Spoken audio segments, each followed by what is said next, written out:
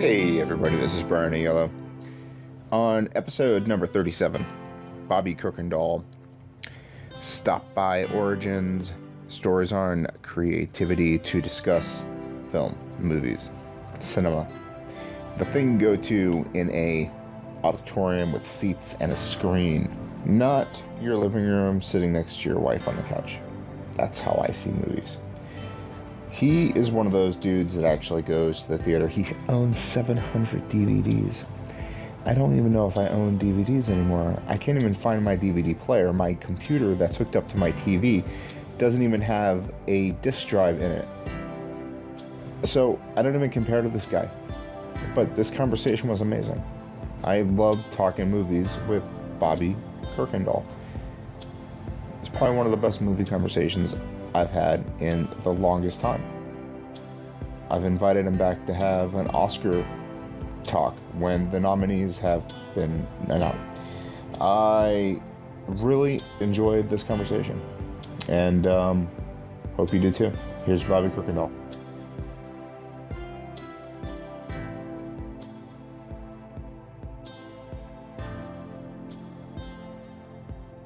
How are you doing today? I'm pretty good. How about you? Not too bad. How's the weather in Kansas City? It's pretty hot today. Is it hot? Yeah. Midwest, man. God, do you get a lot of tornadoes in the Midwest, or is that more a little bit? Yeah. I know we definitely do. My first day at an old job of mine I actually spent in the freezer because there was a tornado watch. So When I was a it's a kid, little bit. I got my dad got stationed at Fort Sill, Oklahoma, and it just seemed like tornadoes rolled through all the time. Yeah. And it's really intimidating. The weather could just all of a sudden turn on. You could be in the middle of cartoons and the sky turns like green and you hear this choo-choo sound and you could be Yeah. dead in like 30 seconds. It's It's pretty intimidating. crazy. The weather, man. So you make films. Yeah, I do. Ha, I make them by myself. and that's one of the things that kind of turned my head in your direction. I mean, I follow you on Twitter, and every once in a while you just drop these gems, these brilliant statements on film. If I asked you what your favorite film of all time, would you laugh at me or would you have an answer? Oh, I'd have an answer because I'm What that is kind it? of person. It's Playtime. What is it? Playtime. It's a Tati film. No, I've never heard of it. Tell me what it Yeah. is. Well, it's like a futuristic film, and it's basically this French filmmaker. He had a lot of money. He made like this comedic films, and so he took all this money that he gained from all those movies, and he built 6 blocks of like a city. Then he made a film in that city, and he was supposed to keep it up, but he like bet his house on this film, and he put up all of his money, and he lost it all on this film, and it's just Wow. beautiful. Yeah, it's a beautiful film. It did make any money though. It kind of made money, but the thing was, it was shot on 70 millimeter, which is really expensive. Way back in 1967 when it was made, or I guess when it was released, it was 1967. But it's a really great film. I What definitely millimeter? recommend it. 65? No, 70 millimeter. I'm 75. saying it was released in 67, I think. Okay. Didn't Yeah. what's his name? Kevin Brana, didn't he just recently make the Orient Express on that same millimeter film? The last four existing cameras or something along those lines? I actually don't know. I've never heard of that person, to be quite honest. Kevin Brana. Who directed Kevin the Bond. Thor movies? Do you follow the comic book genre? No, I'm not a big comic book fan, to be honest. No, man, those movies are not good. Normally. There are a Yeah, few of them that normally. pop up, like the Spider-Man movie. Unfortunately, I'm a big Spider-Man fan, so I really enjoyed Really. that movie, but that has nothing to do with this guy. He used to be Yeah. big in the Shakespeare back in the day. He directed a fantastic version of Hamlet. Did the entire play in like a four hour rendition. The entire play. The entire play. It was like 4.5 hours long. And you would think it'd be boring. And I started watching it and I was engrossed. Wow. Engrossed. Every single word that the bard wrote ended up on that copy, it seemed, and it just was brilliant. It was really good. It's insane. I'll have to check it out. Maybe it's not Kenneth Branagh. I think it is Kenneth Branagh. But No, anyway, I know what you're talking about. Yeah. I know what you're talking yeah, about now. Yeah. the Orient Express. I think it's coming out, and I think he used 75 millimeter film cameras, like the last four in Yeah. existence. But Really? That's pretty insane. yeah, Playtime. It reminds me of Schenectady or Sindoshe. You're talking about that movie by Charlie Kaufman? Yeah. Or are you just talking about the word? No, I'm talking about the Because movie the by movie, yeah, Kaufman.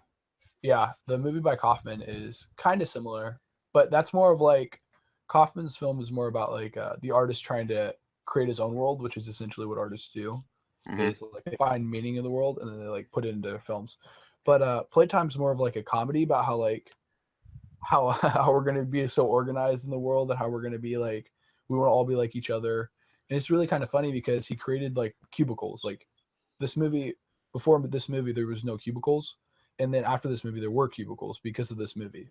And Really? basically, yeah, the cubicles were made though to make fun of like how organized we're gonna be in the future. And then like of course we just go out there and make cubicles to prove his point almost. That's amazing. So this guy went broke making a movie and basically redefined the Yeah, world. kind of in a way. I mean, if That's you've seen it, it's fascinating. yeah. Did he revolutionize comedy or just revolutionize the Uh, world? well, I mean, you could say he did because he's Woody Allen considers him like one of the greatest comedians in film. But Do you consider Woody Allen uh, yeah, one I of the like Woody greatest Allen a lot. auteurs? Oh yeah, he Yeah, one I film a do. year that dude does, and he's like in his Yeah, 80s now, I think, or something like that. yeah, he's old. I don't know He how he I, does it. he just beats keys now on typewriters. He's not Yeah, even writing on a computer. I mean, do you write it's insane. screenplays? Um, I'm more of like I kind of hate writing on screenplays, but I definitely right now I'm trying to write a TV show pilot for it, and Uh-huh. I don't know. It's just really tough because I'm more of like visually thoughtful rather than words, which is why I got into film rather than just writing because I do like writing, but I'm not very good at putting my words or Well, my isn't that vision to basically paper. what a screenplay is being visually thoughtful, just putting it down on paper? I mean, you I guess, imagine what's going to be on the screen, you're just yeah. putting what you see in terms of that vision on paper, Well, translating it. you're certainly not wrong. I just, for instance, like I don't like telling people what they have to say because that just feels so. I don't know. It doesn't feel organic like I want it to feel. It feels so So you're fake. giving the horse's head basically in terms of your actors. You're Yeah. saying, this is your scene. Tell me what you want to say. You're, Exactly. I just give them an emotion that I want them to feel throughout the scene. do you find, are you more of the director? Do you like Uh, directing, or do you want to, I mean, when you're, I guess, what's my question? Obviously you're an independent filmmaker. You're placing the cameras, you're setting the scene, you're putting the blocking. You're not writing the script, or are you? uh, well, I'm writing a scenario that I follow. So you are the script writer. You're putting on many hats here. So You're the cinematographer. yeah. You're Well, unfortunately, I'm the cinematographer. Actually, I'm looking for a cinematographer to work with because that's the only part of it that I really feel uncomfortable doing. you're the sound Well, person. next to the sound. Yeah, the sound. I'm the sound. I'm not very good at sound either, but I'm not I very good at do it. sound either, bro. I mean, this is like this podcast has taught me what I don't know about a lot of different things. I don't know crap about sound. I'll put a podcast out and go, oh crap, this sucks. Yeah. There's just, it's amazing what I don't know about stuff.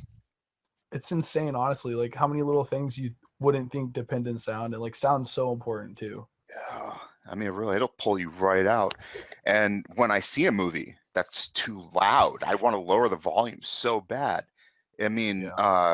John from Mars is a great example. I love science fiction. I love speculative storytelling, science fiction, fantasy. I love that stuff so much. But if the music is just too orchestral, I guess maybe I'll use that word, I just get sucked right out of the story. You know what I mean? Yeah. If it doesn't Yeah. fit, I hate it so much.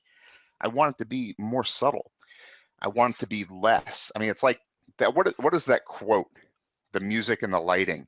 You need it, but you don't want to be aware of it, or something Oh, along those I think I lines. know what you're talking about. Well, I think of like Roger Deakins, the cinematographer who does like all the Coen brother movies. Specifically, he talks about how like whenever people don't mention his work, it's almost more of a compliment because people don't notice it as much. Yeah, it's Like, totally true. like you don't want your film to necessarily be known as beautiful because it's more of like a story.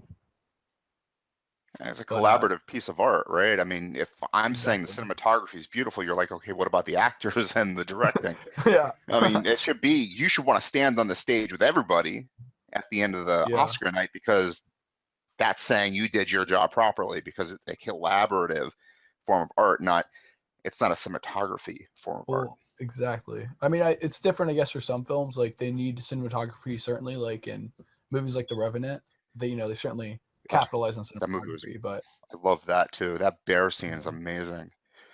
it's very That intense. was pretty riveting. Yeah. And to think that he actually wasn't mauled by a bear, but it was really impressive the way they It put that really together. was. The technical skill involved is just insane when you think about it. Yeah.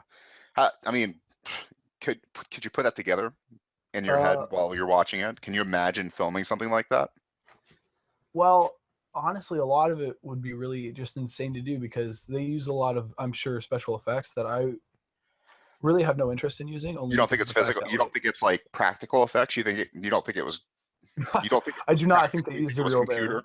No, obviously not. But Yeah. do Well, you I'm think it sure was they used some practical effects for it. not? You think it was more computer animated or over Yeah, I do. practical? Yeah. Well, I It's don't know. I mean, unfortunate, it man. could have been. It takes it out of the game. I was It reading up does. on some of the add-ons that you could put onto like Adobe. That shit's that's really expensive. Yeah. Like thousands and thousands of dollars that you could add on to the software that just really takes it out of the hands of people like you and me. I can't Exactly. play like a filmmaker because of what you would need to play like a filmmaker nowadays. No, you're right. But I think honestly, I think people know the difference between a real thing and a fake thing. Like I could tell you That right away. uncanny valley, basically. Yeah, I could tell you right away that like Star Wars, the first episode versus like Star Wars the seventh episode. Like I could tell you the difference between the two because there's certain things that are practical that are obviously practical and other things that aren't. And I don't know, I think like practical effects have so much more effect on you. Like I remember listening to Mark Kermode talk about the first time he saw Unchin Andalou by Dolly and Boonwell, and the scene like when they cut open the eye, which is probably the most famous scene in film history. Well, let's I go re- back a little bit. I don't know that film at all, so tell oh me a little really? bit more about the film Uh, and then the director or the oh yeah. writer. So Unchin Andalou is a surrealist film, and I think it was released in 1927. I'm not sure though, but it's really famous. 1927. Yeah, it's What kind of really film is it? it's it's basically the film that started movies that are like about dreams because it doesn't make any Oh, sense. Like it follows a very dream logic. so it's magical realism, kind of in a way. Kind of, but I think whenever I think of magical realism, I think more of like a. Well, I guess they are Latino though. I guess that would be pretty accurate though because they're both from Spain. Oh, Or okay. yeah, but What? Really? Okay. Luis Buñuel, he's a really famous filmmaker, or he is now, but he wasn't back then. Him and his friend Salvador Dali, who I'm sure you know, Yeah. the painter, they had this idea. They had two dreams. One, Salvador Dali's is about ants coming out of his hand, which is really famous Real famous. Yep. motif of his. And Luis Buñuel's was about cutting an eyeball open, and they actually cut open an eyeball in this movie, and it's probably the most famous scene in a film. Whenever people talk about film, I don't know, I see it all the time. The scene, but what they did was they used a real eyeball, but like on a goat, Okay. and so like uh, Mark Kermode was talking about that film and how he passed out during that scene, and I just think that like that's the difference between visual like special effects and like practical effects. Like somebody will pass out when you cut open an eyeball, or I mean, there's a huge difference I think because if that was done digitally, it wouldn't be as impactful because it doesn't look as real. Yeah, I totally understand that, but it's also not real. It's a goat eye, Well, it's a goat. Yeah, I mean, it's clearly a goat eye, but just seeing an eyeball sliced open though is enough of like and it all depends a on the trigger. storytelling too. The element that you're using. I mean, you can disguise a goat eye, and depending on the shots that you take up to that point, Yeah, and how you're, you know, uh, doing it. Yeah, yeah. There was a word I was specifically looking for, and I missed it. But I mean, how you're, portraying that goat eye, yeah, you could definitely pass yeah. out if it's properly Well, presented. this goat eye's pretty. Since it was like 1920s, they weren't too keen on making it look like it wasn't a goat eye. Yeah. Nobody really paid attention to that kind of stuff. It wasn't like detail orientated, and so You can tell it's a Godai nowadays. Like it's pretty crudely made, but they also cut it in their in Louise Boone Wells' mother's kitchen sink. Like they cut the film in her sink. It was such a crazy film that Louis Boone Wells filled his pockets full of rocks, and then he was ready to throw it at the audience if they didn't like him or if they didn't like the film. That's amazing. I mean, if you think about it, back then that was a new medium. People could get Yeah, away with a lot more then. I mean, they were basically inventing as they went along. I love the idea of Dolly being involved in that too. That was basically his yeah, career, yeah. inventing things as he went along. I mean, he played with film basically his entire career. And to He think really right did. before he died, I mean, he was basically making candy commercials too. It's kind of sickening in a way. Uh, Yeah, um, Dolly's pretty great though. oh man, forget about it. He has where I grew up in Florida, right down the Gulf Coast, is his museum. I got the luxury of heading going there many times. Just Wow, neat that seeing his big works, like his big 12 feet canvases, and just standing yeah, there in awe, right down the wall from his little tiny pieces of work that he did in school. that's Seeing insane. the art being built up off of sand, and standing like a few inches away because it's St. Petersburg, Florida, barely even Yeah, caring how close you stand. Here in the city, I mean, they care whether or not you're 6 feet away from the paintings, but down there they yeah. couldn't have cared less. I mean, you can really examine the brushstroke. That's pretty crazy. I actually prefer Dolly's like I mean, don't get me wrong, I love his paintings as well. I like a lot of his sculpting work though. Sculpting, okay. Yeah. I like I don't know. I'm a really big fan of sculpting in general because just the way I don't know, the way they like create geometrical shapes Yeah. is really interesting. So that's why like this whole like 1920s kind of art appeals to me because of things like Art Deco architecture and I don't know, just that whole movement in the 1920s modernism, Well, I wanted to geometrically ask, pleasing. look, to move back to film, because I know nothing about sculpting. You Yeah. could probably give me a lecture series on sculpting. Unfortunately, I mean, there's tons of statues Yeah. up here in New York, and I would imagine Kansas City has their fair share as well. Yeah, there I was certainly just are. curious. I mean, in terms of film, in terms of 2017, what do you think we have that would be the equivalent of 1927 filmmaking? Where could you scratch the surface that's brand new, like Dali hanging out at a sink with a goat eye? Do Well, we have anything that? that's a very interesting question. The future of cinema. Right? I I mean, where could you make a name for yourself in 2017? I Where could you think goat eye yourself? I mean, I don't know how to word the quickest way to go die yourself, I think, is to probably make something in terms of like music videos because that's a really popular trend right it. Been now with doing that like for 30 years, though, bro. 40 years almost. well yeah, but they don't make music videos like music videos first start off as like showing a band playing, you know, with like certain visuals, but now they're starting to become like a whole new medium. Like Beyonce released Lemonade. I mean, you could just go down the list of people who've released these long versions of music videos that actually are like almost like films. And the really big appeal to it is that you're still listening to their music while watching a film. Like that's really nice, and I think that's a really great idea. Like Kanye West made Runaway, which was his basically his album movie for I've not My seen Beautiful Dark Twisted Runaway. Fantasy. Well, it's not amazing. I'm not saying these movies are great by any means. I'm just saying that they're. I think it's a future of cinema because eventually you're gonna get to the point to where like people are really using these quick way to make money because like Beyonce, I don't know how much money she made off Eliminated, but I'm sure she made a lot. I was aware of it. Yeah, I Yeah, watched maybe a little bit. I actually looked for it. I'm not like a Beyonce fan typically, and it got talked about so much. I sought it out and tried to check out a little bit of it. exactly because it's so like it's so critically acclaimed and it's so interesting this whole idea that you can make a whole movie out of just an album, which was a really I mean it was started by the Beatles with like Yellow Submarine You know who else or you did know something things. like that too that went a Uh, little viral was that not RJ Kelly. What was his name? The P guy. uh,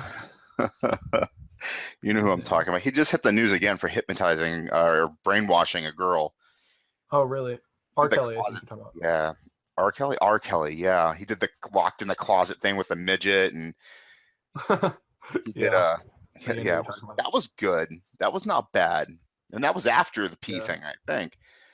It's interesting. I yeah. like when stuff I comes out like that. I think the really beginning though, the movie that really started all though was like The Wall.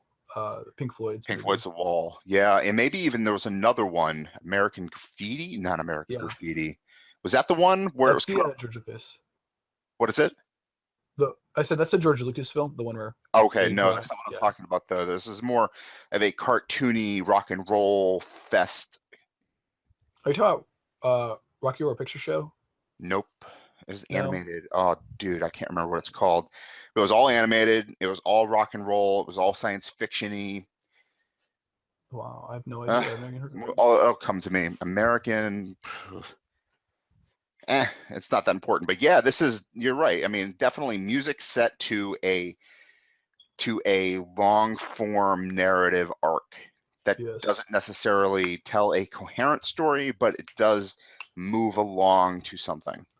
Well, I think that it will begin to start. You'll begin to see like blockbuster films that are based on albums, because it would be really smart. You already have a built up fan base.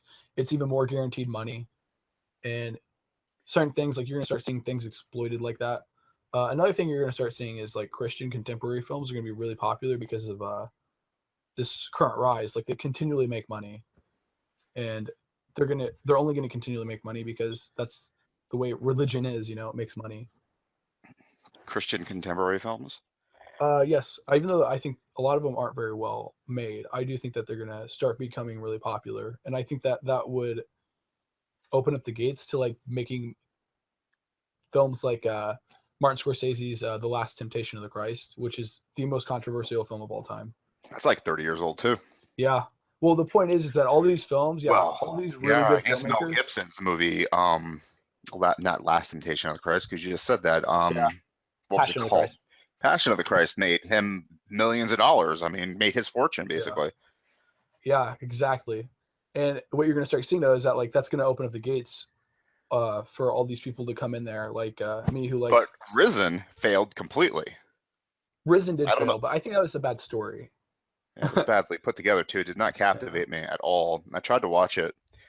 I like Roman history, or I like that type of stuff, and I would have watched yeah. it if it was good. I tried to watch like 30 seconds. I watched like 30 seconds of it, and it completely turned me off. I don't know why. Did you try to watch it? I've not seen it, but I've definitely seen clips of it. And it did not look very interesting. Was it? I mean, it's interesting. It did not Well, I appeal don't to know. me. Like, Maybe not interesting is not the right word. I just meant like it doesn't look like it was made very well. let's see. It's a story about a Roman officer who tries to investigate the crucifixion of the Christ figure. Right? Am I right about the storyline? I think And so. blah blah blah blah blah. That's Right? something like that. Yeah. And it Well, starts out with this officer, and it's just so boring. There's nothing that happens forever.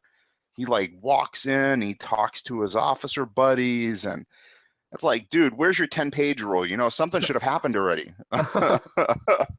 yeah. Where's your something? Come on now. That's like, dude, I certainly think that last like certain films like that, like you'd be a lot more accepting of the film if it didn't pretend to be like a movie about a story. Like that's what like independent cinema, in my opinion, is like movies that maybe wouldn't make it well, and a lot of people wouldn't like because it's more of like it's more personal stuff.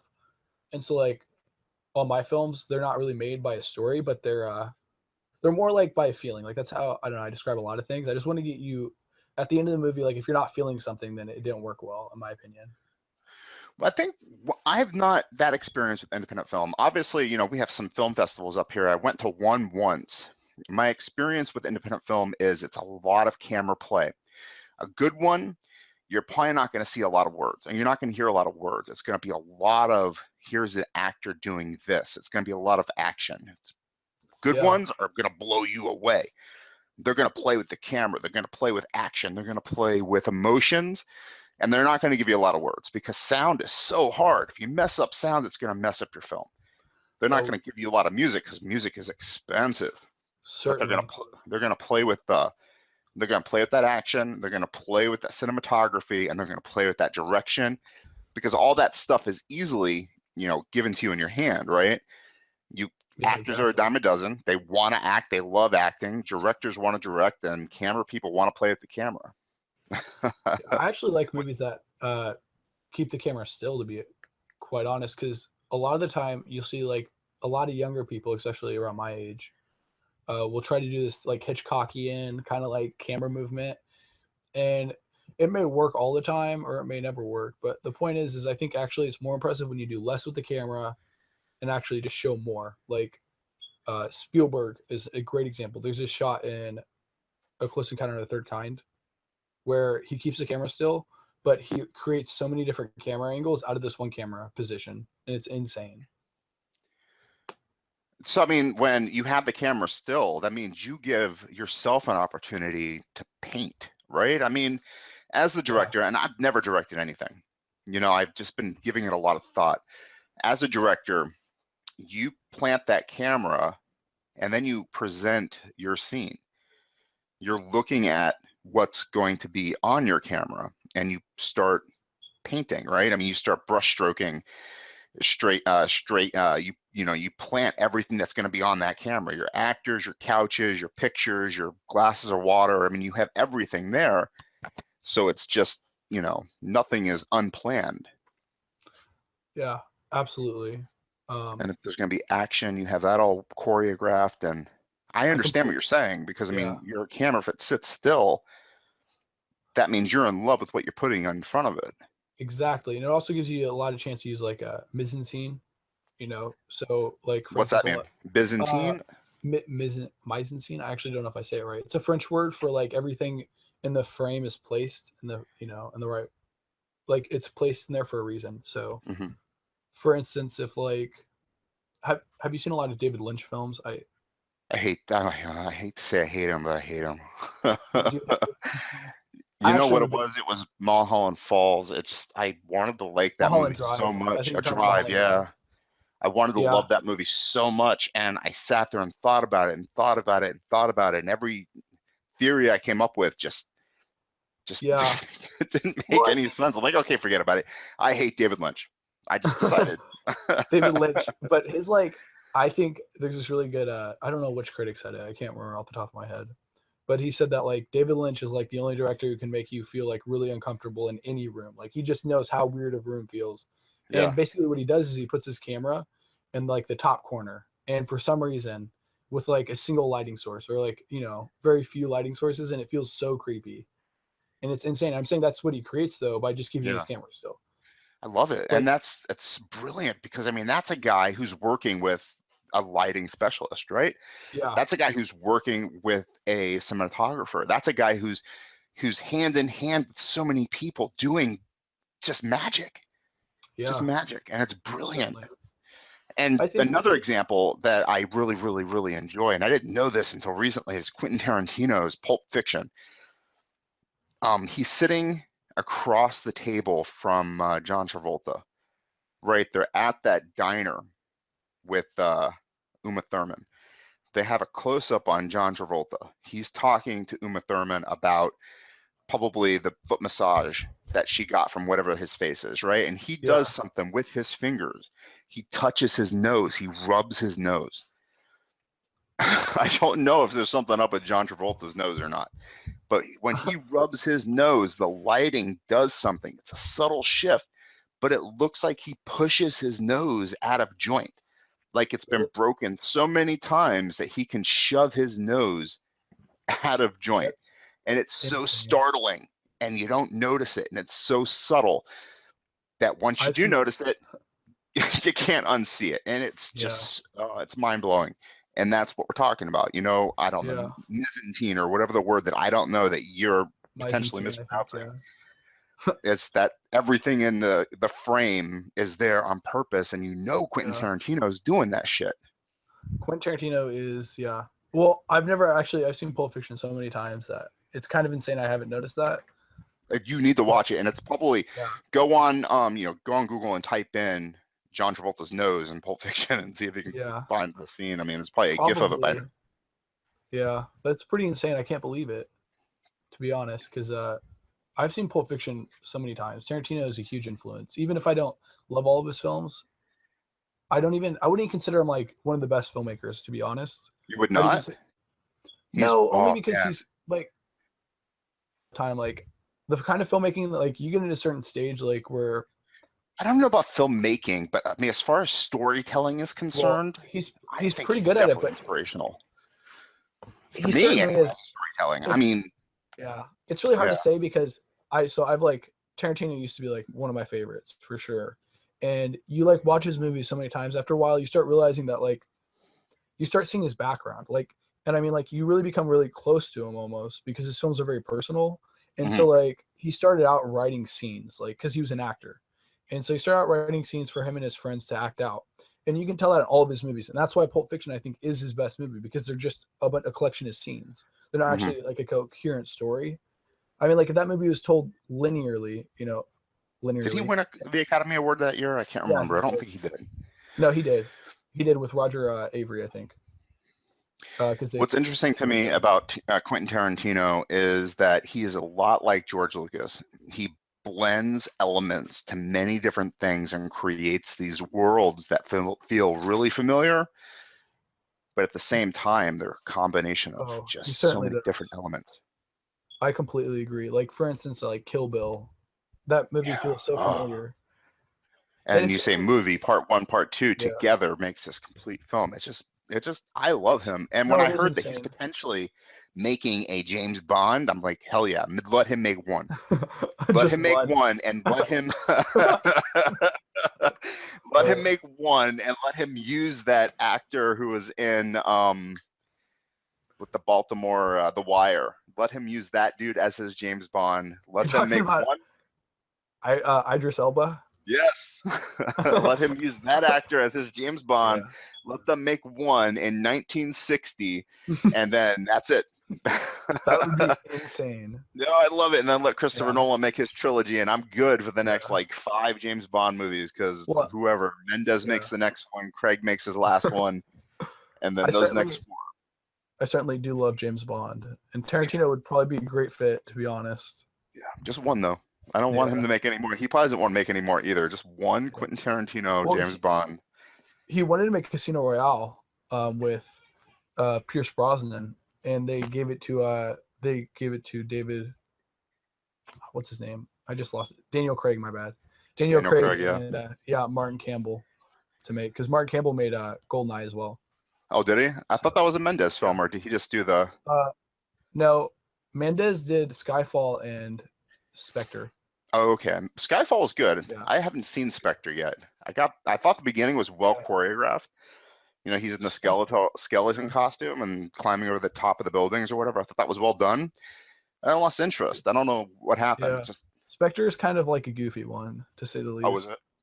Yeah, there's this one scene when somebody gets killed, but right before he does, he goes, "Oh shit," and then he dies, and it's like kind of like one of those funny lines that's kind of cheesy. Huh. Well, I need to watch it because I really do enjoy James Bond a lot, and that's the only one I haven't seen Oh, all the way really? through. Only one? The only So you've one, seen? and the George Lazenby one, I have not seen all the way through either, just because I Oh, refuse. But I is hear George it's really Lazenby? good. Yeah, is The George Lazenby? Is that the one where he's only did one? yeah, the Australian dude. Yeah, that sounds interesting. I'm a really big fan of Sean Connery's James Bond. Yeah, he's my favorite, and I've Yeah, never really been a fan of Roger Moore, but I know a now lot of since people love Roger Moore. A he was lot of my first people, Bond, yeah, yeah, a lot of people argue for Roger Moore. and they love him. I don't know why. I don't understand that. I don't get it either, honestly. I just He's think very that campy, and his were the worst ones.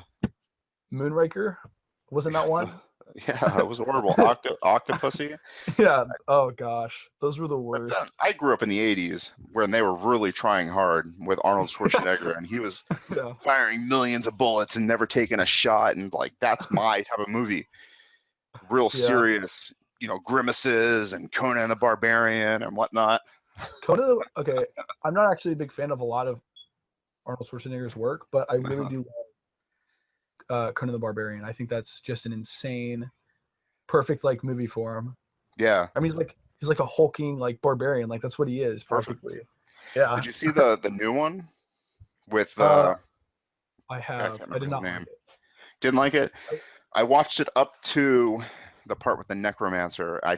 I thought it was okay. I just never went back to it, which yeah. doesn't speak highly of the work, I guess, being that I never Yeah. picked up the movie again and started I watching think it. that's certainly like a signal for how good or a sign for how good a movie is how many times you're gonna watch it afterwards, depending on the movie. Like It's some just movies, the books for me do this now too. It's just there's so much content out there. You get yeah. distracted and it's hard to go back. Well, there certainly is. I don't know. I have like 700 films. Like I own 700 films on DVD or Blu-ray, and so I don't know. It's a lot easier for me to go back because certain films I just watch at night whenever I'm about to go to sleep or something.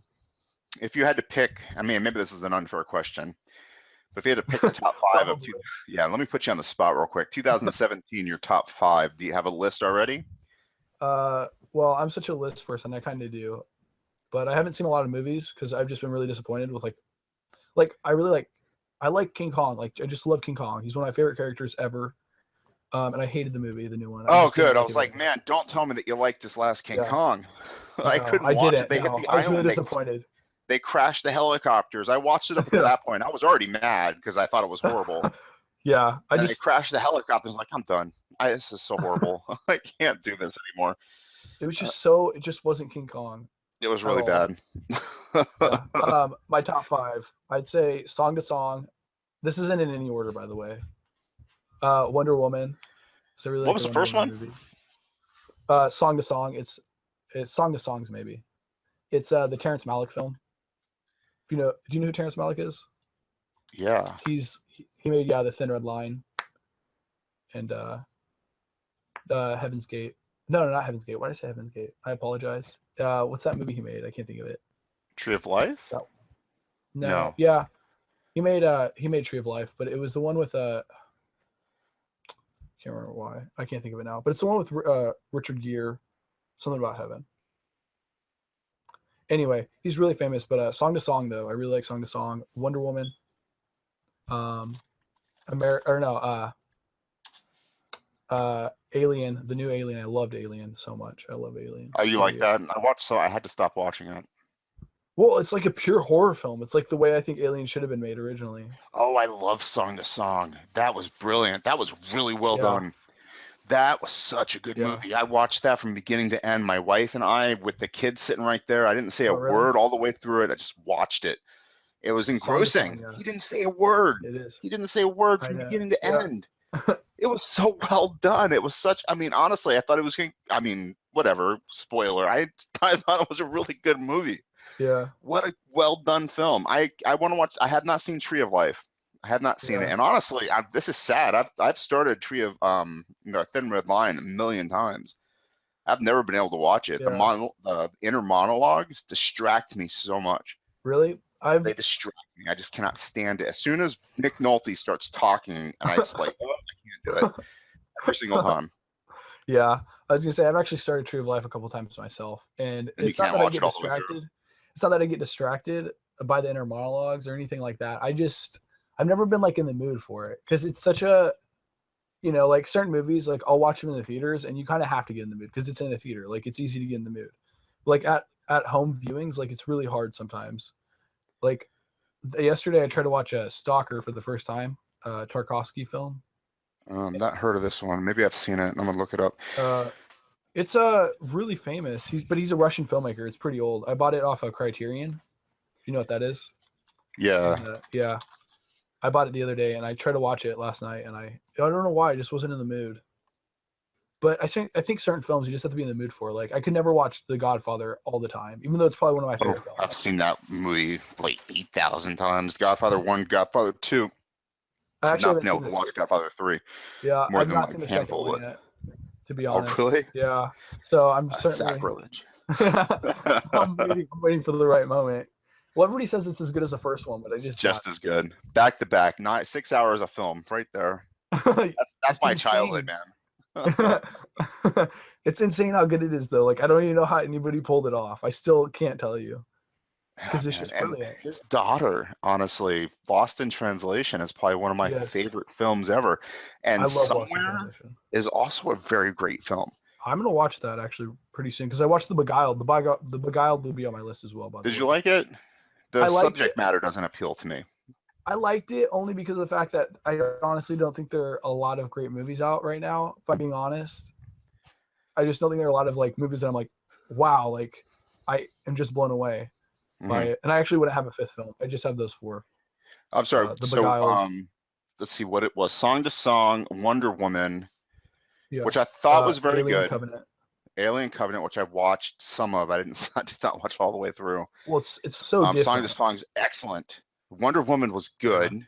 It does. You know what drives me crazy about the comic book Uh, movies is that there's no peril. And this movie, she has a vulnerability to it. And what established that for me was when her mentor dies on the island. yeah. You know what I mean? There's a vulnerability to Wonder Woman. You think, oh, she can die without her shield and without her There little is. thingy things. She's not invulnerable, Exactly. and I love it. And when I she's, think no man's land, she also, crosses it. You're like, oh, she can die, and she's going to die if she gets yeah, hit by bullets. it's I pretty like that. insane.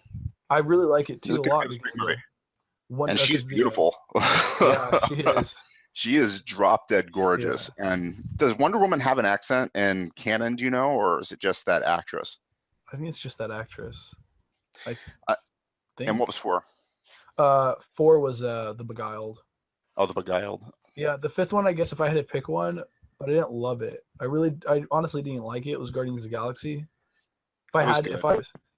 I mean, it was okay. Like, I just didn't like it because it was so different than the first one, and like this one was like kind of trying to like, oh, let's make the cinematography look so good. It's like I wasn't even paying attention to the story half the time because the cinematography. Like, I actually love the shot. The beginning scene was amazing with Groot walking Yeah, around that was and like really good. attacking. Yeah. It sucked me in, and Ego is a It did. great bad guy. I thought he was a really good bad guy. There's just so many different things about this movie. Like I noticed that I just didn't like. Like I said, like the cinematography. If it was done like less trying to catch your eye, then it would have been a lot better because I'm like looking at the cinematography the whole time and thinking that guy's really blue. Like Yeah, why is he so blue? You know, compared to the honestly, first one. the biggest negative for me was the fact it was a superhero film, and the same thing with Wonder Woman as well. I am irritated now that there are only all these dumb superhero films. Yeah, So I one of actually the think Wonder superhero, Woman wasn't that dumb. no, I'm To saying, be, yeah, no, it was a good movie, and it was directed by a really good director. I mean, Monster. yeah, She did Monster. She disappeared. She did Wonder Woman. Basically, that's her career at yeah. this point, Monster right? was insane.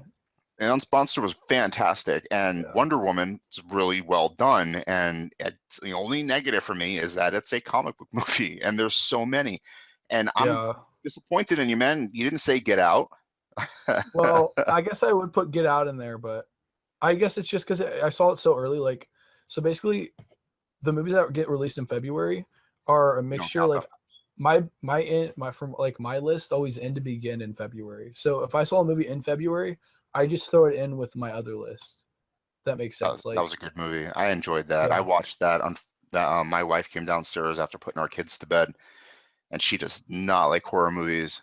And she watched the end of it staring at me. really, yeah. She watched I the end of it thought, staring at me like you're such a jerk, and I didn't care. I watched it anyway. yeah. Well, I've really been a big fan of that group Key and Peele. When I was younger, I Yeah. used to watch them all the time, and this horror movie they just had two different notes. Like the ending, like he just killed a bunch of people. Spoiler, I apologize. He just killed a bunch of people though, and then it's trying to be funny as well, which kind of like threw me off, you know. Yeah, I thought it had a humor streak to it throughout as well, but I think it's hard to avoid that with who he is. Well, no, Um, I was kind of shocked that it was as little humorous as it was because he's so funny. Like he could have easily gone for like some big hits yeah. in there. Logan. Logan, Logan was good, but I guess because I haven't seen the black and white version, which a lot of people say is a Oh, is lot there a black better. and white version? Yeah, a lot of people say is a lot better. I Which you would actually imagine that would make it better. a lot of people say, okay, so you can actually do it on your TV. You can switch the color on to make it black and white. You don't even have to buy the Blu-ray, which has the Okay. black and white version on it. I think that would impact it actually. That would make it interesting. Patrick Stewart was I magnificent in it.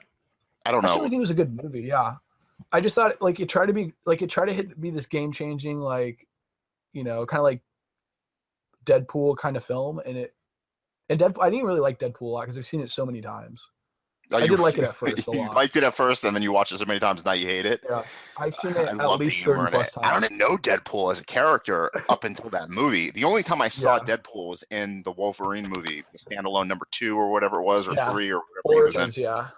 Yeah, and I didn't know what he was. I heard complaints on the internet that he wasn't really Deadpool. And I was like, okay. And then that movie blew Yeah. me away. I thought it was hilarious. I That thought, movie was hilarious.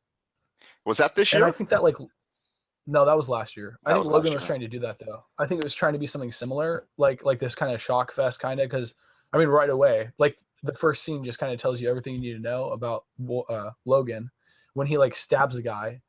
Maybe I think the first time like in the whole X-Men series, he actually like kills somebody like a physical kill, like almost something you'd see like in a Tarantino film.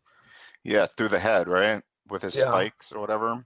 it's Yeah, and pretty we were insane. talking about vulnerabilities in those superhero movies, and that one had it. He Yeah. was vulnerable, and I like that because Well, I don't like these movies where they just, why are they fighting?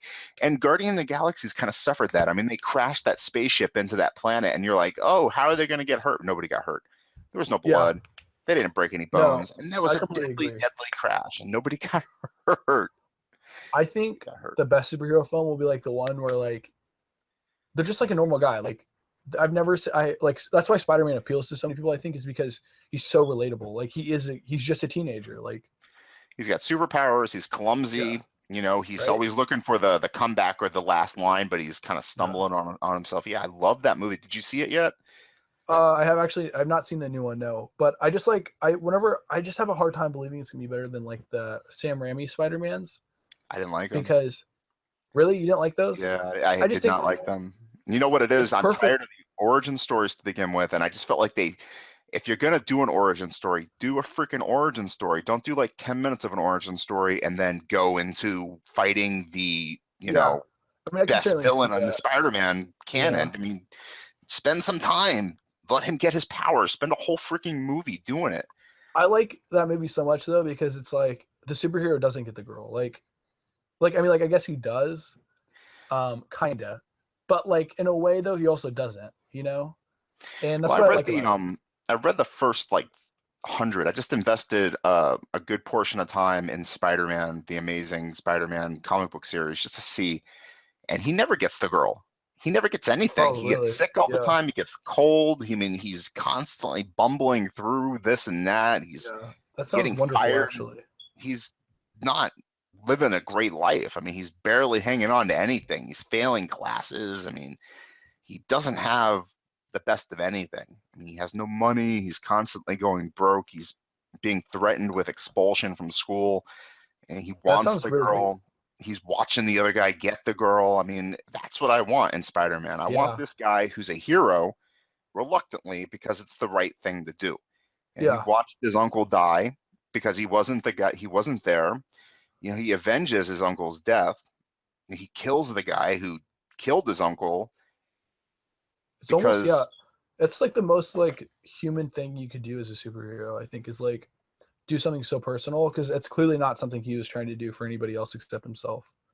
And and that's I think another for the part. rest of his life, he's always going to be like, oh, I have to be better than that person who killed the guy who killed my uncle. Yeah, And exactly. that's who we want as Spider-Man. We want the guy who wants to be better than he was that night that he avenged his uncle's death. I think You know what I mean? And exactly. he had a really bad day. He not only watched his uncle die, but he also killed the guy who killed his uncle. I mean, bad day, Yeah, buddy. Bad day. it's a terrible day. I think Split. Go ahead. I actually haven't seen Split yet. Oh, it's really good. Oh, Really good really? as far as horror. And I don't know why Shyamalan got such a bad reputation. I don't know if it went to his head. Poor Yeah. guy. Well, Poor after guy. Sixth Sense, yeah. I mean, he There's had this movie that just a Tarantino great loves. storyteller. What's that? He was for sure. Tarantino loves this movie of his, um, Unbreakable, which I haven't seen yet. But Oh my God, such a great movie. And this is kind of like a off sequel to it. really? Yeah. I'll watch Sounds Unbreakable, pretty watch crazy. Split. Totally recommend it. Yeah, I definitely will. Just back to back. Baby Driver. Uh, You gotta Baby watch Baby Driver. Driver. I've not seen that yet. But the thing is I guess I should go ahead and put that on my list because I own every Edgar Wright film. I love Edgar Wright. Yes, I me love. too. I own every film of his. Like he's on all on Blu-ray too. He's one of the only directors that I collect all of his films on Blu-ray. Have you Like you watched Spaced?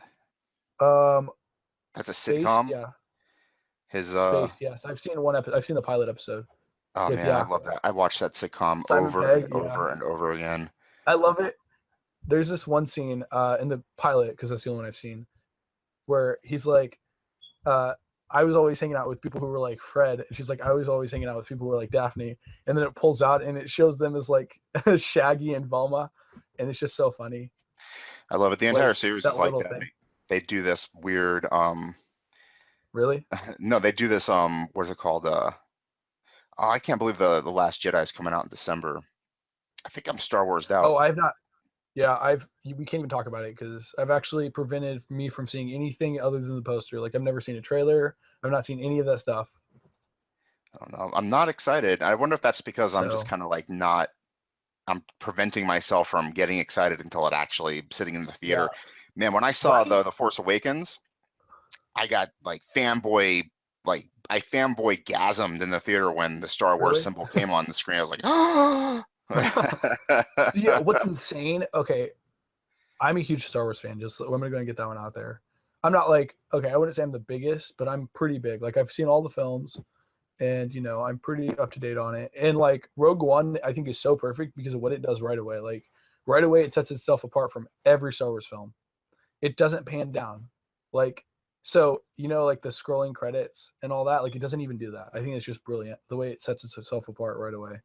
hmm It breaks like all the rules, and right away, like I want to hate it, but I really like. I think Rogue One was better than You know uh what's really Force cool about Awakens. Star Wars films is that the first viewing is always the best. When I saw Phantom Yeah. Menace for the first time, I walked out of that theater thinking, oh, I just saw the best movie I ever saw in my life, and didn't realize I saw the shittiest Star Wars movie ever made. Yeah. Right. Yeah. Well, actually, I think the second one is, but You thought but Clone Wars was? yeah, I just because it's like it wasn't very. I don't know. It wasn't very interesting. The only thing holding me back from liking the Phantom Menace, honestly, is Jar Jar. Really, a lot of people Yeah. say a lot of people hate him. I just don't hate him as much. That's why I think really. It's not shocking that George Lucas loves him. Honestly, he Did you thought heard those the movies. theory about the fact that he might have been a Sith Lord at one point? If Yeah, they I've had heard just made that. him a bad guy, I would have loved him. Right, that would have been so interesting. It would have. Would have been better than Uh, what he was anyway. yeah. Well, I don't even. He wasn't very good to begin with. Yeah. His character's straight CGI. Like, Uh, I just hate I it. don't think it's the uncanny valley either, because I mean, he obviously doesn't look even remotely real, but it's just No, so bad. it just yeah. So Well, bad.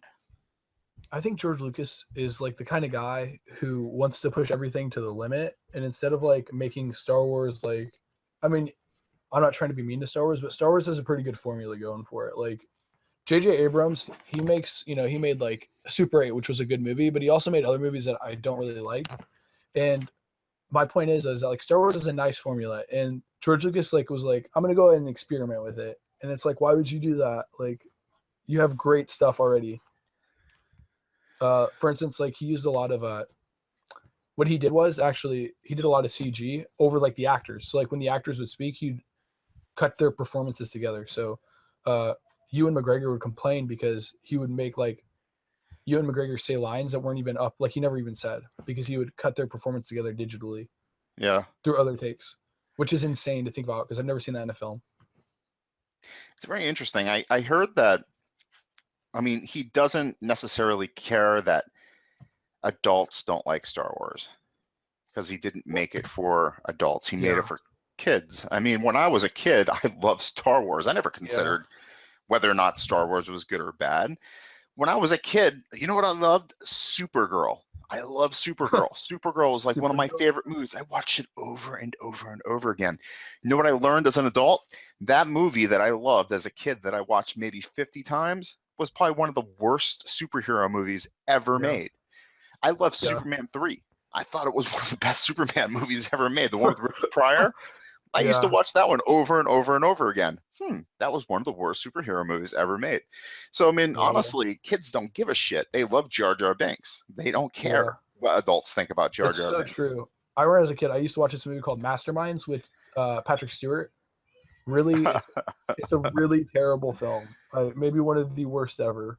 And I would watch it. I mean, religiously. Like, It's Patrick Stewart there, bro. Right there, it gets a yeah. pass. Right Well, there, it gets a it's pass. really bad though. Like, it's like teenager version of like Die Hard. Like, it's just terrible too. Like, honestly, like Patrick Stewart, I think he's talked about how bad the film is. Like a lot. He like I think he's disowned it so many times. It's just I'm surprised I even like it, to be honest. But I mean, there are Well, other films when I was a kid that are really good, and they're still really good. Like I remember watching Scott Pilgrim versus the World all the time too. oh, that was the best movie though, and I was definitely Yeah, an adult in my 30s when that movie came out. So yeah. you don't have to be a I, kid to love that. And I think that was Edgar Wright. yeah, Am I that was right? Edgar Wright. That was Yep. Edgar Wright. So, I mean, there's Yeah. not been a movie he's made that I've gone, ugh. Right. I love that dude as a director. One of his weakest movies, Hot Fuzz, I actually think is one of his best. I Nope. would put Hot Fuzz. You're You wrong. don't like That's Hot not one of Fuzz? his weakest. He's just a Oh, badass director. Everything he's done has yeah. been awesome. It has Even been, the yeah. Alien one. Actually, I don't think he did the Alien one. Did he No, do he did that? yeah, The World's End. No, that was good. I'm talking about the one with Simon Oh. Pegg and the other dude, You're talking about Paul. You're talking about Paul. No, Paul. he He did produced not it, do I that think. one because I was going to say that's one of No. his weakest films ever, and he didn't do it. So there you go. World's Yeah. End was actually really good. I think it's honestly though, we think that though because Simon Pegg's in it. And it's a comedy. Simon He Pegg's funny. yeah. I love Simon Pegg's pretty great. Fat Boy Run or Run Fat Boy Run. I watch Yeah. that one occasionally just because. And anybody else Yeah. is in it, it's not as good. Probably not. Like he really is a funny person. Like he talked about in an interview about how he wasn't gonna go do like so after Simon Pegg was in Shaun of the Dead, he was like, "Don't worry, guys, I'm not gonna go do something like, you know, Mission Impossible 3." And then like he turns around and does Mission Impossible, which is so funny that he said that God, man, can because you they're talking about imagine Ant-Man with Simon Pegg directed by Edgar Wright? that would be insane. It I don't makes me even know if it would be the mad same film. Yeah, to think that I don't know who directed Ant-Man, and Peyton Reed. I don't hate Paul Rudd, but I don't want Paul Rudd in that movie. Well, Paul Rudd's actually from Kansas City, so Oh, is he? So I you mean, have to like him? yeah. It's Well, like in the city I don't bylaws now. love him. No, no, I don't like love him. He's actually from Shawnee Mission, which is Hmm. close to where I'm from. That's where um my cousins went actually. Was Shawnee I mean, Mission. I really enjoy Paul Rudd's work. There's nothing I've hated the guy in. He's a very Yeah. enjoyable actor. He's done some And incredible work. Anchorman. Yeah, Yeah, Anchorman is exactly. probably his It's like best. nothing that he's ever done bad. But I saw a picture of Simon Pegg, pointing at Ant-Man, and there was rumors that Edgar Wright was going to direct it. I'm like, oh yes, please, that Oh, would be fantastic. he And actually did direct it, or he directed a parts of it, and then they had to kick him they out. fired him, He right? got They fired him, but because there's actually a video, a clip of it, of an Ant-Man clip where he actually directed it, and it's used in the movie. It's not the same clip, but they use the same visual joke in the movie. So I mean, so that was like they used some of his style because he also wrote the screenplay. So Oh, he did write the there's screenplay? yeah, there's some Edgar Wright in there, but it's not as much as I'd like. I would have loved to see that character as not Paul, Simon Pegg. But I just Yeah, don't. Maybe it wouldn't have worked though. I don't know. I don't know comic books that well. Like I said, I only read Spider-Man and yeah. some, what's it called, the Walking Dead. The Walking Dead. I actually Yeah. I like a lot of comic books. I think they're a really great medium. I mean, as That's far as actually part of the making film, that's like a great way to yeah. look at making film, and they box those up really nicely. Yeah. Ryan K. Vaughan, who made a really good comic book, Why the Last Man, he actually went to film school and then he became a comic book artist. So I think that's really funny that we talk about that. I tell people it's basically laying out film frame by frame.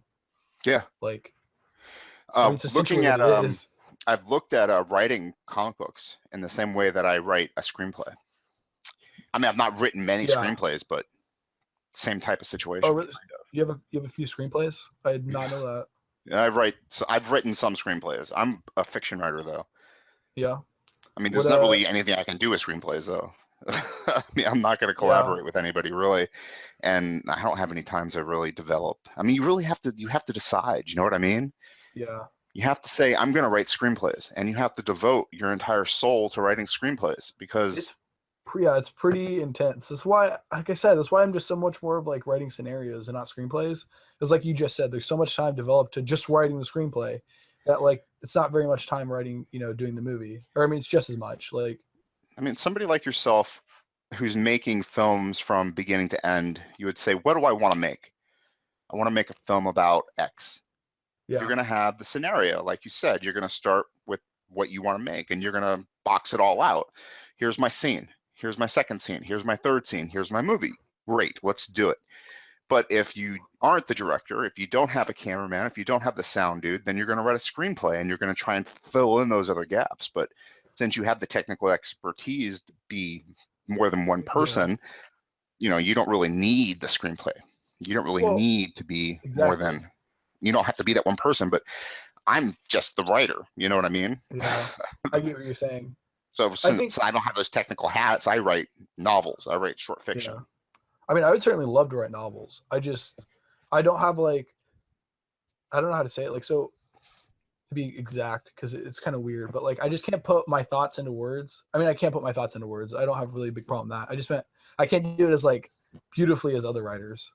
Like a lot of my Just takes stuff time. is, yeah. Well, a lot of my stuff is like really short, or it's not short because I know how to do complex sentences and that. But it's kind of like mechanical writing. So whenever I write more out of like a mechanical place. Like I'm like, all right, here, I'll use a dependent clause right here to flow with this independent clause in the last sentence I just used. Well, there's your problem, And man. I but don't think whenever, grammar at all because I don't know yeah, grammar. I just write what sounds good, and yeah, then I look back at it. Oh, that sounds wrong. I wonder why. Hey, babe, can you well, read this yeah, for me? yeah. But whenever I make films, like I do it from like a place of like how I feel. Like I'm like, how does well, I also do it from thought, Exactly. but That's that soul I'm talking yeah, about. You know what I mean? You do yeah, it from your heart, and then you do it again and again and again, and your heart starts speaking louder and louder and louder, and yeah. eventually, you know, all you're doing is listening to what sounds good and what feels good. I I mean, think I'm right, pretty sure, you know, Scorsese is not writing from some kind of, or, you know, making movies from some kind of technical, oh my God, I wonder if this is right. He's yeah. making movies because it feels good. You know what I mean? And he's like No, 70 something years old. you're exactly right. I think there's a certain kind of like dissatisfaction though throughout the film process. Like so Doubt. I yeah, That's what it is, well, right? It's a doubt. well, it's not even that. It's like so I have like a scene in my head and I can never get it directly into real life. Like no matter how hard I try. It wouldn't matter if I had 40,000 different people helping me, you know. It wouldn't matter. No matter how much money I have, it's never going to be exactly how I see it. And so a lot of the filmmaking process I've learned is just kind of giving it up to like life, like just letting Yeah. life choose. Like Yeah. and that's a lot of like how I kind of look at film now. Is like whenever I watch film, like a lot of what you said about Mulholland Drive earlier, I was like, yeah, you're right. Like I can't make sense of it at all. So you And just even do if it, I right? tried, so I just watch it and I just like I let it wash over me, and Yeah. that's why I like it because it leaves me with something emotional. My wife said something during Christmas that really struck me. She wants to bake. She wants to make cookies, right? And she wants to decorate the tops of the cookies. She wants to make them really pretty. And she has this image in her head. She wants to make them like on, what's it called, Pinterest. She'll pull up a Yeah. picture of like these people, you know, I don't know what the hell they do. They make these cookies so beautiful. She's like, oh, I can do that. And she has this image of this cookie in her head, and she wants to make the cookie all decorated like these people on Pinterest. And she starts decorating it, and it becomes not like the people on Pinterest. And she gets Yes. really pissed at herself. Yeah. It's like, why can't I do what these people on Pinterest do? I'm like, babe, you just gotta do it again and again and again and again, because I guarantee those people on Pinterest didn't just make cookies out of the blue one day and decide they're going to decorate it. That's probably their 200th batch of cookies. Yeah. And, It's you know, probably you can't it's get pretty pissed at accurate. yourself. You know what I mean? Yeah, Make 200 exactly. batches of cookies and I'll die of a heart attack. And then you'll get another husband. You'll make, Another 2 dozen and she'll be good. yeah, Now, just keep making cookies. I completely agree, but I think that's how it is in all artistic endeavors. Like Yes. no matter what I do, like it's not going to ever the exact thing I want will never be the exact same how it will be It's because never going to come out yeah, exactly how you want it to come out. I that's mean, what think I about love how you about want to talk.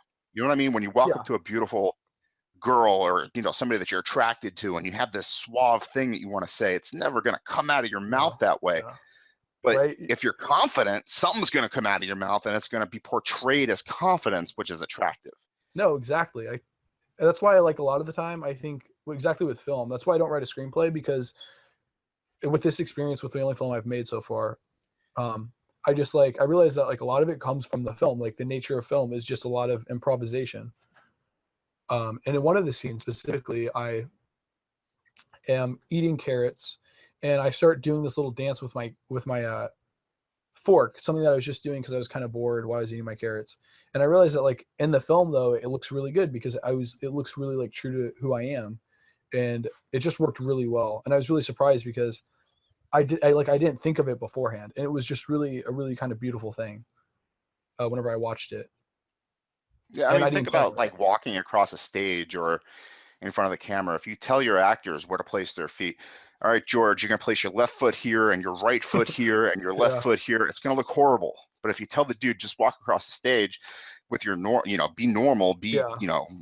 don't be whatever. I don't know how to direct somebody. Yeah. Just be normal, be natural. It's going to look cool because they're going to be their normal person self. Usually what I Be do. natural. Do something, Exactly. I don't know how to, you know what I'm saying? No, I get exactly. Well, whenever I direct, because I've actually only directed one person, because in this movie that I made, I was the only actor, and then this a really good friend of mine, she was in it, and basically what we did was we just talked with the camera and talked in front of the camera a lot, and I cut a lot of like the first like 5-10 minutes off of it because I realized that like a lot of it is just kind of like you're kind of like getting ready and prepared for the camera, and then after a while you see like she starts like you know dropping this like kind of shield that people have towards cameras, and like we walked around and took pictures as well because there's this really cool refrigerator scene where I show like a bunch of pictures of our relationship in the like the film relationship in the film. And oftentimes I didn't use like the first or second or third picture we took. I used the last picture because that's like after we've dropped our smiles, and it kind of looks like like we're a little more realistic to how we are, how we're feeling. Is And that so hard directing yourself? uh kinda, well, because I see a lot of the things that I do. Like for instance, in one scene I like knock off my glasses on purpose, but I try to make it look like it was on accident, and on film it looks like it's on accident. But like if you know where to look, then it'll look like it's on purpose. Do you get what I'm saying? Yeah. So like so like if you notice like just the tiniest detail, like you'll see it's on purpose, but it looks like it's on accident from like a bigger like from the whole frame. If you have the whole frame in perspective, it looks like it's on accident. But if When's you your watch my hand is that slightly, the film that's coming out in a week? no, the film that I'm making that's coming out in a week is a film about my nightmares. Interesting. So I'm pretty excited about that one. Yeah, this Is that movie that I was talking about. is that Sorry, what was that? YouTube release or Yeah. I'm just gonna put it on YouTube. and the film that you're talking I'm about? gonna put a lot of my work. Oh, YouTube. Is the one I'm going to. Yeah, the one I'm talking about was on YouTube, but I had to take it off because I submitted to a festival that said it couldn't be online. So Oh, interesting. Are you penalized for being online at all, or no, does I it don't think matter? so because I don't think a lot of people noticed it. So I think I'm good. I only showed it to a couple people. How does that work Um, exactly? Can you submit to festivals in digital, or does it have to be on film, or can it I be just do it in digital. I like digital? there's this really cool website um, with I think it's Without a Box. It's a really nice website though. It's run by like IMDb. Hmm. And so if your film gets accepted into any festivals, it'll be a lot easier to put it on IMDb already because IMDb runs it this without a box, which is really easy. There's actually a YouTube video about how to submit, how easy it is by this guy that I found. And it's just insane how easy it is. Jealous of that, man. It seems so cool to gather a bunch of like-minded individuals and make something like a film. I mean, for Yeah. myself, it just seems like my industry is so inundated with other writers. So many people Yeah. out there are trying to write. You know what I mean? That's that's very true. Well, because it's so much not I'm not trying to like down writing. I think it's a really hard form. But like I think writing's a lot easier in It's a terms of hard form to do right, but there's a yeah. lot of people doing it bad. Well, yeah, it's a lot easier to do because it's only one person. You just Yeah, you have a pen and paper, and that's it. Like that's all you need. For a film, you need a camera, you need a person, you need a story, kind of. need I mean, you balls. need, yeah, yeah. Well, You no, need that's balls to do it in front. I I did made. one play once. I was in Tis Pity She's a Horror. It's a Jacobean tragedy. I got on the stage as Ricardetto, as a That doctor sounds. who tries to kill some people. I think I was the comic relief, and I was so Yeah, bad that run of that play killed any desire that I ever had to be an actor. Like I yeah. fantasized being an actor. I was like, oh, I could be a good actor. I could be a good actor. Well, I think actually you could be a good actor. I mean, I have no doubt in my mind that anybody could be a good actor Oh because a man, you lot need of the it. balls to be an actor though. I can't be No, in you front of a do. stage. I don't think I could do it again. Well, you don't even need to have a stage because, like in film, I think it's really easy. Like, I just have to do what's the word? The trick is like editing. Like a lot of people don't realize that. I think a lot of performances are based on editing. Like if I show, have you ever seen that? I'm gonna mispronounce this name again because it's a French or it's a Russian name. I think it's Russian names deserve to Kislav. be mispronounced. I don't even, doesn't matter. Yeah, Kislav like effect, but it's like he takes a shot of a guy, three shots of the exact same guy every time, and he cuts in like pictures of a soup, of a girl, and like pictures of something else. And what it showed though, you'd ask people like what that man was thinking about, and they'd say, "Oh, he's hungry. Oh, he's desireful," and like they'd say it based on the picture that they cut to, and it based nothing off the man's face, um, which is insane because I think that's actually 90% of performances are just like being normal. And I mean, I know that sounds weird. Hmm.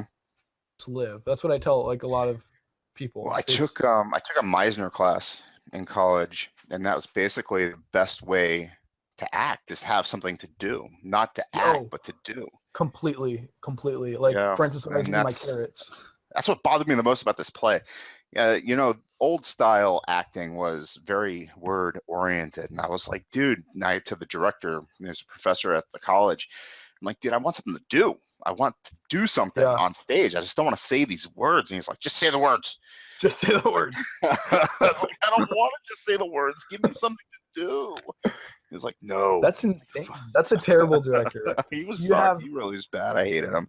At one point, I got excited. you I was so bored during this play. I was so depressed. It was hard to memorize, to get out a book. I mean, Jacobean, you know what I mean? It's basically the boring yeah side of Shakespeare.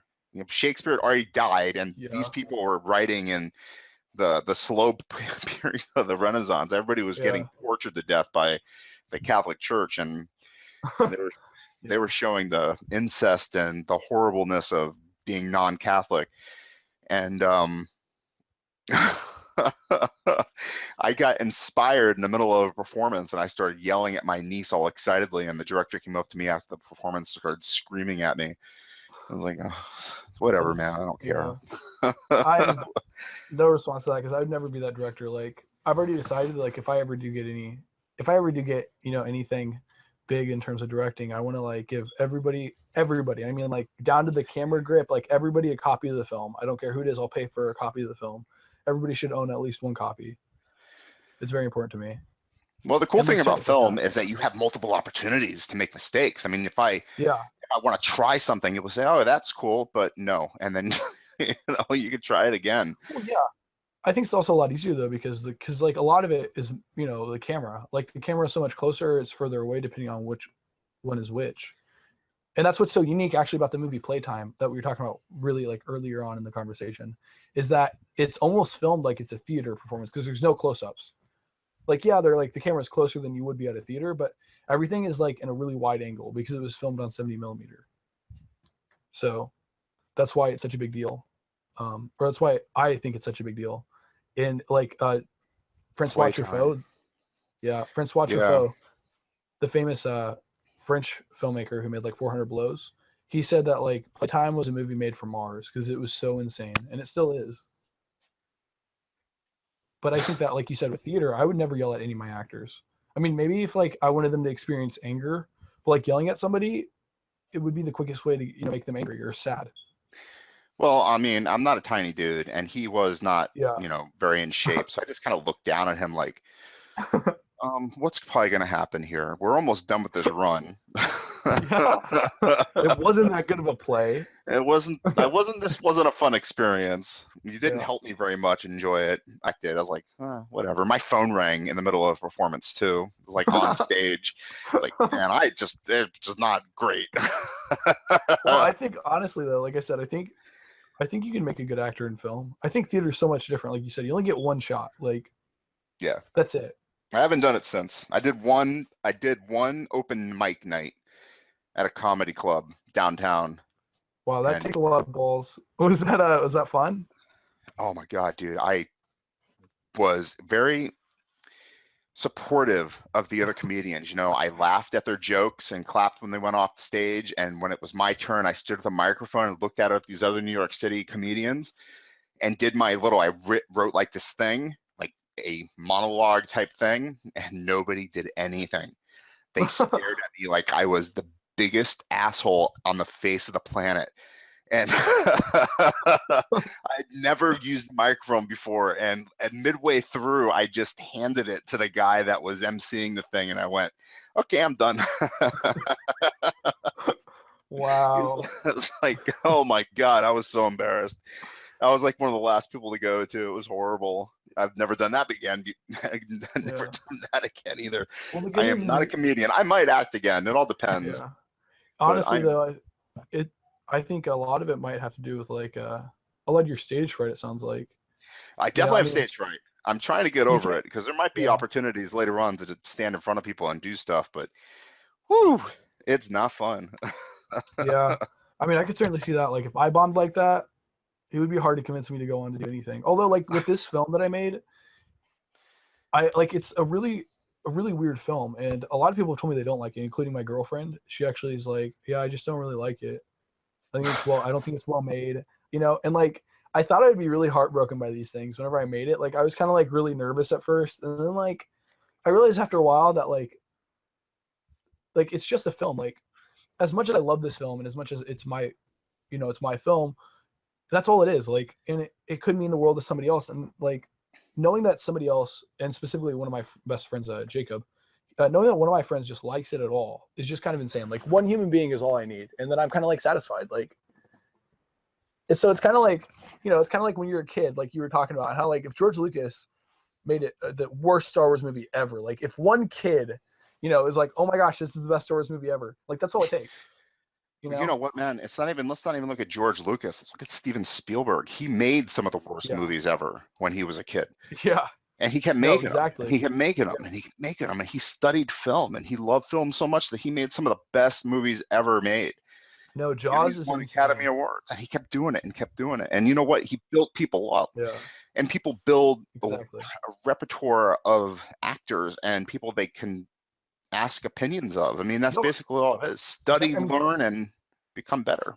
Steven Spielberg. Without Steven Spielberg, we wouldn't have Tom Hanks and Robert Zemeckis, which I think is a really good director actor combo. They did Castaway, Forrest Gump. I mean, like Forrest Gump's maybe the most iconic Tom Hanks movie ever. Like, I and thought without Joe versus Stewart, Volcano was. really, I don't know. Those were my favorites. really, I No, haven't seen that. no, you have to A watch it, lot of man. It's people, really good. I love the music in it too. a lot of people I don't know love. about the most iconic. I mean, there's Tom Yeah, Hanks, man. When he dies, the entire country is going to be in mourning he forever. reminds me of like Jimmy Stewart, because like Yeah, Jimmy Stewart's like he's you could say whatever you want about him, but like I still love Jimmy Stewart. Like you could tell me he voted for Hitler and I would still like Jimmy Stewart. Like he's just so likable, like, and that's how Tom Hanks is. Like he's like my best friend. His nothing else matters except the fact that he's just so nice. yeah. Tom Hanks, he has had an amazing career. He has not made a good movie in a while, though. You didn't like Sully? Sully was pretty good. Sully was okay. And then he You made didn't, the Spy movie, which I wasn't able to make it through all the way. Bridge of Spies, yeah. I haven't seen Yeah, it. Is it good? Or is it I only terrible? watched a little bit of it. I got Well, that's either Spielberg. distracted or bored. I can't remember which. And then Either way, the it doesn't sound great. what's that? That either way, that doesn't sound like it was a great movie. Yeah, well, I Just mean, I have kids, so I mean, getting distracted yeah, is not hard to do. Um, that's true. and maybe I'm thinking about Tom Cruise too. Tried to watch The Mummy the other night. Man, that's really bad. Oh, I've Tom Cruise. I've honestly I'm kind of shocked he's lasted as long as he has. He's made like he's a Scientologist. Yeah, Like that's the I mean, there's poison a in lot his of career. yeah, there's a lot Without of that, hate. maybe he would have like even more power because the Yeah, dude has got charisma. no, I he don't like know. that's insane. Like even with the most like everything you could hate about Tom Cruise, like he still makes good movies. Like I saw Hmm. Edge of Tomorrow, and I was so shocked by how good it was. That's an amazing movie. I mean, he does I, put out some stuff for a while there. He put out like 3 or 4 really decent movies. Edge of Tomorrow. He did the other science fiction movie where he was a robot. No spoilers or whatever, but he's living in the I've space when they was riding a motorcycle on the ground or whatever. That wasn't too bad. I can't remember, Oblivion or something like that. Oblivion. Do you know what I'm talking about? I think I know what you're talking about. And Jack Reacher was good. The first one wasn't Jack bad. The Reacher's. second The one's second one horrible. was horrible. Yeah. Well, actually, the second one I like the ending because I think for one time, for maybe one of the first times ever in a movie, I thought like maybe she might die. Like maybe the girl that his daughter might die. Like because He's I a mean there's daughter like in it. yeah, remember? Oh my You God, don't remember that? I think I stopped watching No, it because it was so bad. No, it absolutely is. But I paid a ticket to see it in the theaters, and I Oh, am did you really, really? Oh, you poor guy. I'm really, yeah. So I refuse to leave. So like I made the mistake of watching Transformers 5, and Oh, I had the biggest headache in the movie oh. ever. I was like, I just wanted to like throw up, and I I couldn't, and don't I think just I've was seen a really. Transformer movie, and I've never seen one of those. Um, was it Fast and the Furious movies either? I think I saw maybe the first one on DVD back in like the Some of '90s. I them don't are remember. No. some of them are pretty good though. Actually, like they're not like terrible. I mean they're bad, but they're not like they're like entertaining for what they are. Definitely looking forward to Star Wars, and I Yeah. can't tell you anything else I'm looking forward to coming up. I mean, I guess we're in the doldrums until Dunkirk. We'll be watching Dunkirk's that. out. I should have mentioned Yeah. that.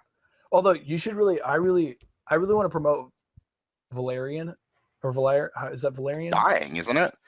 But it is. But I really think it's really important that it makes it big. I think it's really extremely important because it's a French science fiction film, and like Oh, that's right. It's the guy who did Fifth Element.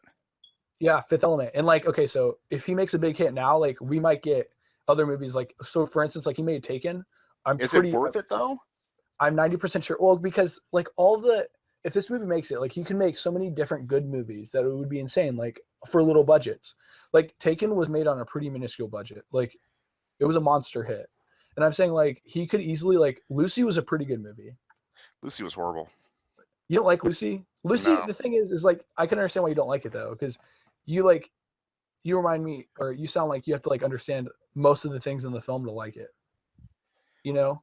Like for me, I'm okay with the film not making any sense as long as like it was a cool ride. Like, you know, like I said, like if it leaves me with something that I feel, then I'm good. Like I guess you could say Transformers is a good movie then too in that scenario because I really hated it. Like it left me with hatred. So but that's not a great feeling. So I wouldn't really like Lucy, it. I didn't hate Lucy because I really like Scarlett Johansson. I Like love she Scarlett is. Johansson. I don't have anybody on my list. You know, my Yeah. list except for Yeah. Scarlett Johansson and That's almost my list completely. Right there. Just Scarlett eliminated. Johansson and the girl who made the woman who made the Guild, whose name right now I cannot remember. The Guild. Every I have no geek's idea. fantasy. Yeah. I was gonna say I really like her in Felicia Day. Felicia Day. She's on my list, and Scarlett Johansson. yeah. So yeah, Uh there you go. I really No, like Lucy wasn't bad. I mean, in terms of like, becoming the evolutionary next human type thing, it wasn't horrible. yeah. I just think it was dumb. No, it kind of was. No, but like that's what he And does. Like that look, was that's released in the same year as She, I think, or when that one Alien her. movie that was just Her. her was Oh, magnificent. no. No, not her. Her It was was magnificent. under That was that Benson under too? her skin. Yeah, that Uh was so good. That was no, really under good. the skin. Under the skin. I Yeah, own it. Yeah. You that should was watch brilliant. Birth. Birth is another it's a Nicole Kidman movie. You should really watch it. It's another good movie by that same director. Under Her Skin. No. Under okay, so the director of Under the Skin is also the same director of Birth. It's Jonathan Glazer. I actually did my article that I wrote has From that movie in it. 2004. Is that the movie? Yeah. Yeah, it's pretty good. It's like if you like Sixth Sense, like this movie's better than that. So Oh, that's how I compare it to, yeah.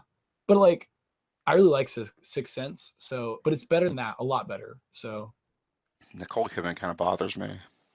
really? I don't Yeah, know. I I don't know really why. like her. Maybe I don't I like don't know. Australian people. Maybe that's why Mulholland Drive, because Naomi Watts is Australian actually. Maybe I have a thing against Australian Yeah. people. You just hate Australian people. That's You don't just I like have Mel Gibson either, I bet. no. I love The- Mel Gibson, dude. I grew up in the '80s, really? so Mel Gibson, no Yeah. problem. Lethal Weapon, no problem. His tirade against Jewish people, maybe I have a problem. I instantly forgave him. I was like, oh, it's Yeah. just Mel Gibson. Let him. That's okay. He was drunk. Forgive his DUI Right, too.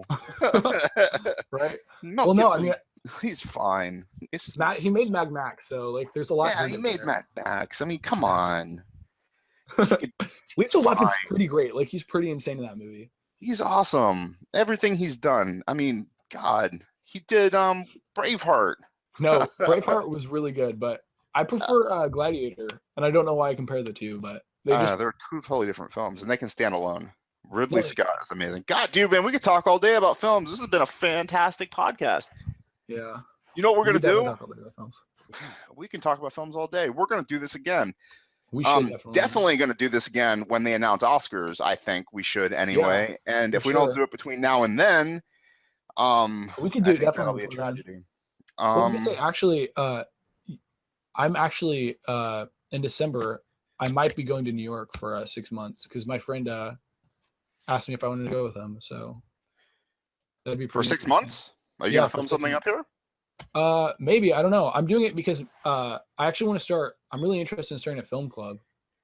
And my friend was like, "Yeah, I want to go to New York because he goes to school in Chicago, but we both take online school, online classes, or he just started, and he's like, I don't want to just live, in Kansas City right now. I want to go to New York, and so we were planning on going in December, for the whole semester, and then staying during the summer. All right. Well, good for you, man. It's a nice city to check out. It's expensive. Yeah. Unfortunately, it's Well, not the I would artist definitely city that it once was. Yeah, unfortunately. But I was saying though that we could totally do a podcast then. Okay. Well, I do it over Google Hangout, so it's hard in person. Well, I don't know how you can no, set that up. yeah, no, we wouldn't have to do it in person. I was just meaning that like I would have a lot of free time. Like now I have a job that kind of sucks. Yeah, jobs suck. So I asked questions to close this out. I guess, do you read books? yeah, I do, kind of. What are you reading right now? Kind of. What Right do now you I'm actually recommend that I be reading right now? well, I recommend watching Twin Peaks because I love that show. My wife is watching it. I'd have to watch all the way from the beginning. I did it. I started it. Did you? I started it this month. I started it in July and I finished it already. I'm now getting caught up with the new episodes, and I'm reading The Secret Diary of Laura Palmer right now, which is really? So you're totally about David Lynch. Yeah, David Lynch is easily one of my top 5 favorite directors, and I mean, like, he just continually gets better for me. Like, and a lot of people don't like him. Did I you understand. watch him prior to Twin Peaks? Yeah. Yeah. Oh, yeah, you did. no. Okay. Like actually so before I even got into film, I saw Eraserhead, which is his first film, and I thought it was the weirdest thing. Like, I'm almost exactly like you. Like, I was like, what the hell is this? Like, it's not even like of Earth. Like, it has to be made by like weird alien people because it is the weirdest thing. And then I went back after I really got into film because I saw American History X, which really got me into film. American History X, man, that curb stomping scene. Yes, Oh, that's like God. it's insane. That's like anytime anybody says the words curb stomping, I think of that. Right? Bite the curb. But anyway, that movie really got me into film. And then I went back and I checked out Eraserhead because I was like, I really remembered it because it was so weird. And then I loved it. And it's actually one of my favorite David Lynch movies. And so then I really got into that. And Twin Peaks, I just recommend, because if you don't like the weird parts of David Lynch, you might like Twin Peaks because it was made for television. So he had to kind of like cut that down. I mean, it still has some of that weird parts in it, but not as much. So I want to watch it. My wife watched it all the way through, but I don't have time to watch anything now. Yeah. I don't have a life anymore. So we're watching Twin Peaks. We're reading Twin Peaks. That's awesome. Where can we find you? You can find me on Twitter at King Kirk III, THA, and then 3RD. And what would you tell people who are trying to build something for themselves? I would say just do it. Like, you hear all this, you hear all the people, like all these directors say, like, the best advice I have is pick up a camera and make a film. Like, honestly, I was the kind of person who was like, oh, I can't really make a good film like I want to make. Like, just do it. Like, I don't care what kind of film you make whatever film you want. Just pick up a camera and do it. Just do it. Like, that's it. No excuses. Just do it. That's really good advice, man. And I am so happy that I fought so hard to get you on the podcast. I had a feeling this was going to be a great talk, and it was. You're a great dude. Thank you so much for having me. Yeah, man. Thank you so much for being here. And like I said, we're going to do it again. Definitely when they announce the Oscars, if not beforehand, hopefully beforehand. And when you get up to New York, I don't know what we'll do, but we'll do something. All right? Yeah. All right. Man. It was great talking to you. Thank you so much, man. Have a good day. You too. Bye. Bye.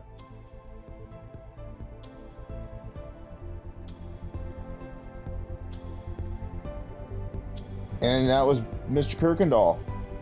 Next up was Varla Ventura. She will write about vampires and spooky stuff. I really enjoyed the conversation. Follow me on Twitter, BRYAIELLO, Briarello. Briarello is my website. Guys, thanks for listening. Really appreciate it. Talk to you later. Bye-bye.